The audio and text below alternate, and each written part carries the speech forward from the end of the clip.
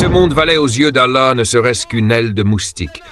Il n'aurait même pas donné une goutte d'eau à un mécréant. Quand donc l'homme se rendra-t-il compte, en marchant à travers les remous de la vie, qu'aujourd'hui il marche au-dessus de la terre, mais bientôt, il marchera sous la terre.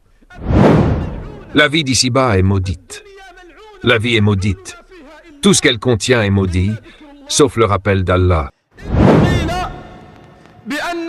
Il est rapporté que Yaqub, que la paix soit sur lui, dit un jour à l'ange de la mort, « Ô ange de la mort, je te demande une faveur. » Il répondit, « Et quelle est cette faveur ?» Il dit, « Lorsque mon terme approchera, informe-moi. Lorsque mon terme approchera, fais-le-moi savoir. » L'ange répondit, « Lorsque ton heure viendra, je t'enverrai 2 ou 3 messagers. » Puis, quand son heure arriva, l'ange de la mort vint pour saisir son âme. Yaqub, paix sur lui, lui dit, « Es-tu venu en visiteur ou es-tu venu pour prendre mon âme? Es-tu venu en visiteur ou es-tu venu pour prendre mon âme? » Il répondit, « Je suis venu pour prendre ton âme, ô Yaqub. » Yaqub répliqua, « Ô ange de la mort, ne m'avais-tu pas promis de m'envoyer 2 ou 3 messagers avant cela? » Il répondit, « Je l'ai fait, je l'ai fait. » La blancheur de tes cheveux avant leur noirceur, la faiblesse de ton corps après sa force, la courbure de ton dos après sa droiture. Tels furent mes messagers, ô Yaqub. Tels sont mes messagers aux serviteurs, ô Yaqub. Ô mes bien-aimés, si l'un d'entre nous se demandait « Quelle est donc cette vie que le prophète Mohammed, que les prières et la paix d'Allah soient sur lui, souhaite pour nous? Quel genre d'existence veut-il que nous menions? C'est une vie d'exil. Une vie où tu te sens comme un étranger ou un simple voyageur. Tu dois avoir la certitude, dans ton cœur et dans ta poitrine, que cette vie d'ici-bas n'est qu'un passage. Cette vie n'est qu'un lieu de passage, et l'au-delà est la demeure de la stabilité. Ibn al-Qayyim, qu'Allah lui fasse miséricorde, a dit « Alors en route vers les jardins d'Éden, car ce sont nos premières demeures, et c'est là notre véritable campement. » Alors en route vers les jardins d'Éden, car ce sont nos premières demeures, et c'est là notre véritable campement. Mais nous sommes les captifs de l'ennemi. Allons-nous donc y revenir, ou bien nous soumettre? Mais nous sommes les captifs d'Iblis. Allons-nous donc y revenir vers nos patries, ou bien nous soumettre?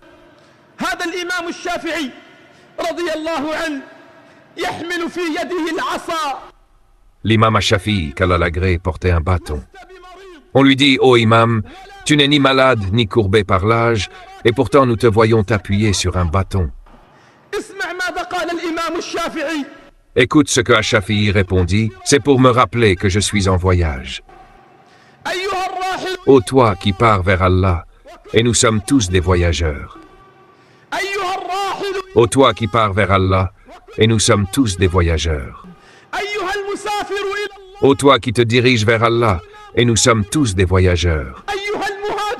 Ô toi qui émigres vers Allah, et nous sommes tous des émigrants vers Allah.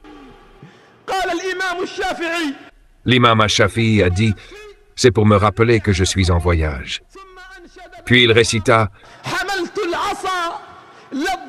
Je porte le bâton, non pas parce que je suis faible, ni parce que l'âge m'a courbé, mais je me suis imposé de le porter pour me rappeler que celui qui demeure ici-bas est en voyage. Mais je me suis imposé de le porter pour me rappeler que celui qui demeure ici-bas, est en voyage. Voici Abu al-Qasim. Que la prière et la paix d'Allah soient sur lui, à qui Jibril vint, et lui donna le choix entre rester dans ce bas monde ou partir vers la demeure de l'au-delà. Et le bien-aimé, que les prières et la paix d'Allah soient sur lui, sachant qu'il mourra et que toute créature mourra après lui, voulait nous rappeler une vérité. Peu importe la grandeur de ce monde, il est insignifiant. Peu importe sa durée, elle est courte.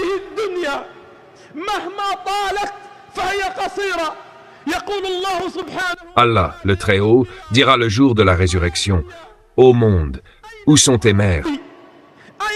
Ô monde, où sont tes fleuves? Ô monde, où sont tes arbres? Où sont les rois? Où sont les fils de rois? Où sont les orgueilleux? Où sont les tyrans? Où sont les orgueilleux? Leurs trônes auront été ébranlés. Leurs palais auront été balayés.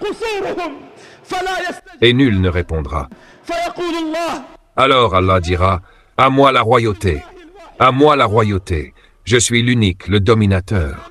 Le noble comme le misérable, le riche comme le pauvre, le jeune comme l'ancien, l'homme comme la femme, le roi comme le sujet. Tous, ce jour-là, se seront soumis à l'ordre d'Allah. Le messager d'Allah, que les prières et la paix d'Allah soient sur lui, voulait nous rappeler: voilà ce qu'est la vie d'ici-bas. Voilà ce qu'est cette vie. Ce ne sont que des instants. Puis vient le moment de se présenter devant Allah et d'être exposé devant Allah. Alors le bien-aimé, que la prière et la paix d'Allah soient sur lui, a dit: mais plutôt le compagnon suprême, plutôt le compagnon suprême, plutôt le compagnon suprême. Le bien-aimé, que la prière et la paix d'Allah soient sur lui, a choisi de voir le visage de son Seigneur.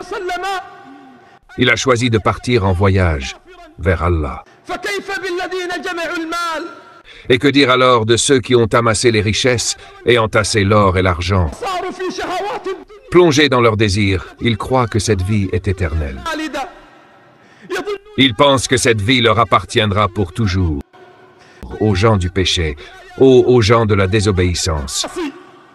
Aux gens du péché, aux gens de la désobéissance.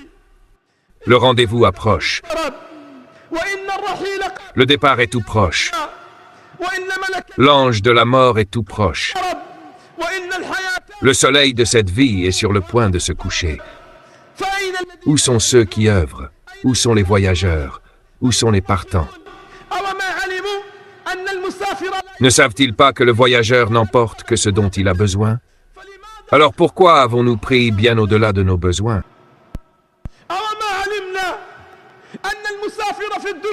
Ne savons-nous pas que le voyageur n'emporte que l'essentiel? Pourquoi avons-nous pris de cette vie plus que nécessaire? Telle est la vie, telle est cette vie, 1 heure seulement. Alors fais-en un moment d'obéissance. L'âme est avide, apprends-lui le contentement. Où sont les rois? Où sont les fils de rois? Ne sont-ils pas tous partis vers Allah? Ne sont-ils pas tous arrivés à la porte d'Allah le Très-Haut, le Sublime? C'est pourquoi, mes bien-aimés, c'est pourquoi, mes bien-aimés, si ce monde valait aux yeux d'Allah ne serait-ce qu'une aile de moustique, il n'aurait même pas donné une goutte d'eau à un mécréant. Telle est cette vie méprisée par le messager d'Allah, que la prière et la paix d'Allah soient sur lui. La vie d'ici-bas est maudite. La vie est maudite. Tout ce qu'elle contient est maudit, sauf le rappel d'Allah. Sauf le rappel d'Allah. Sauf le rappel d'Allah et ce qui s'y rattache. Quand donc l'homme se rendra-t-il compte, en marchant à travers les remous de la vie, qu'aujourd'hui il marche au-dessus de la terre, mais bientôt, bientôt, il marchera sous la terre. Aujourd'hui, il est au-dessus. Demain, il sera en dessous. C'est pourquoi Abdallah ibn Masoud, qu'Allah l'agrée, a rapporté: le bien-aimé, que la prière et la paix d'Allah soient sur lui, s'était allongé sur une natte, et lorsqu'il se releva, les marques de la natte étaient visibles sur son flanc. Alors on lui dit, « Ô messager d'Allah, et si nous te fabriquions un matelas plus doux pour te reposer ?» Le prophète, que la prière et la paix d'Allah soient sur lui, répondit, « Qu'ai-je à faire de ce bas monde? Qu'ai-je à faire de ce bas monde? Je ne suis dans ce monde que comme un voyageur qui s'est reposé un instant sous l'ombre d'un arbre, puis il s'est levé et l'a quitté. » Voilà ce qu'a dit le messager d'Allah. Je ne suis dans ce monde que comme un voyageur qui s'est reposé sous l'ombre d'un arbre, puis il s'en est allé. Puis il s'en est allé. Où sont ceux qui étaient avec nous? Pourquoi suis-je resté debout devant les tombes, saluant? J'ai salué la tombe du bien-aimé, mais il ne m'a pas répondu. Pourquoi ai-je salué les tombes, et que la tombe du bien-aimé ne m'a pas répondu? Et le bien-aimé a dit, « Comment pourrais-je te répondre, alors que je suis prisonnier de pierres et de poussière? La terre a mangé la beauté de mon visage, et je vous ai oublié. La terre a mangé la beauté de mon visage, et je vous ai oublié. » Le plus noble geste que tes proches feront pour toi dans ce monde, le plus grand honneur qu'ils t'accorderont, c'est de jeter sur toi une poignée de terre. Voilà le plus noble et le plus grand geste que les gens te feront dans ce bas monde. Jeter sur toi la terre une fois que tu auras quitté ce monde. Puis ils s'éloigneront de toi. Puis tu entendras le bruit de leurs sandales, leurs pas qui s'éloignent, leurs pas qui s'éloignent. Et si l'âme était pieuse, si l'âme était soumise, alors la prière de nuit lui rappellera des souvenirs. La prière de l'aube lui rappellera des souvenirs. Les jours de jeûne volontaire lui rappelleront des souvenirs.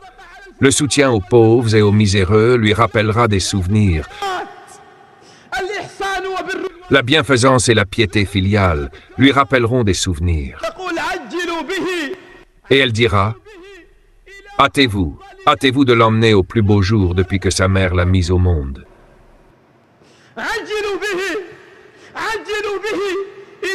Hâtez-vous, hâtez-vous de l'emmener vers le plus beau jour que sa mère lui ait offert depuis sa naissance.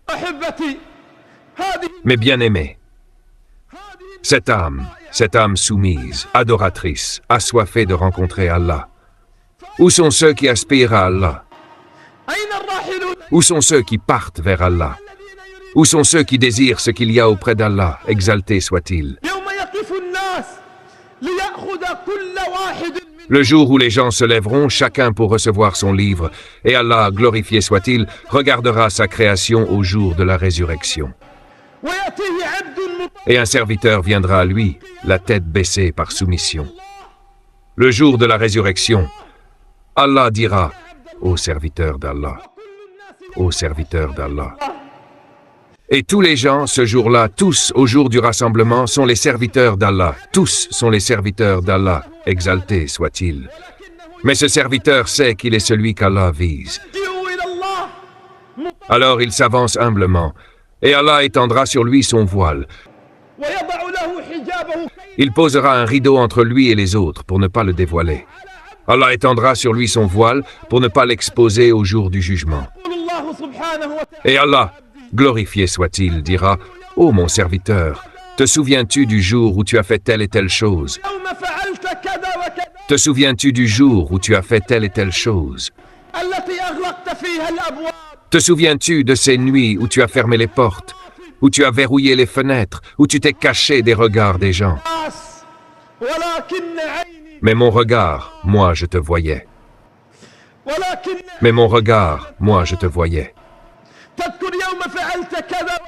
Te souviens-tu du jour où tu as fait telle et telle chose? Le jour où tu as privé injustement tes sœurs de leur part d'héritage? Te souviens-tu? Le jour où tu as fait telle et telle chose et que tu as opprimé ton frère dans une affaire au tribunal par injustice et par agression? Te souviens-tu du jour où tu as fait telle et telle chose? Allah lui rappellera ses fautes dans ce bas monde. Mais Allah, le tout miséricordieux, possède au jour du jugement 99 miséricordes. Il possède au jour du jugement 99 miséricordes.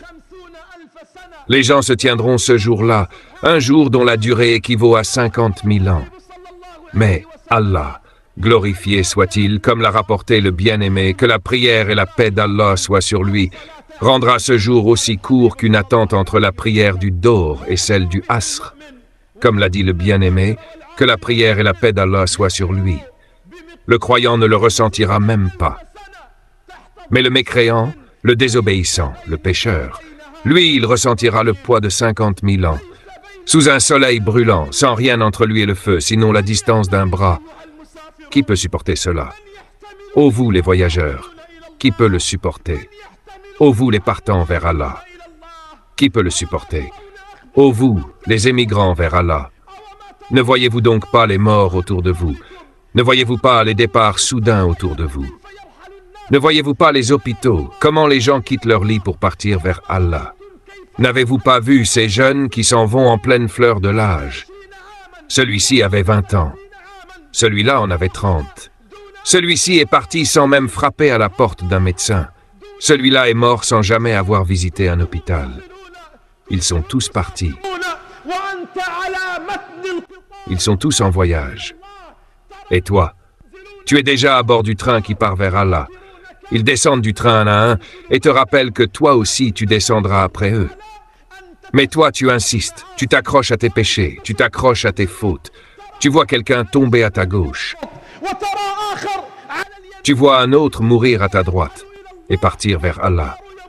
Et le train continue sa route vers l'au-delà. Et toi, tu restes plongé dans ton égarement. Assez, ô mon âme, assez. Ô mon âme, cela suffit. Laisse tomber le désir et la désobéissance. Ce corps n'en a-t-il pas eu assez de fautes? Cette main qui a manipulé l'usure ne doit-elle pas cesser de toucher à l'illicite? Ne suffit-il pas à cet œil qui commet l'adultère par le regard de détourner enfin son regard de ce que qu'Allah a interdit? N'est-il pas temps que ce pied qui se dirige vers les lieux de débauche, vers les interdits, n'est-il pas temps pour lui de craindre Allah? Et cette langue qui insulte, qui blesse, qui calomnie l'honneur des gens, n'est-il pas temps pour elle d'arrêter?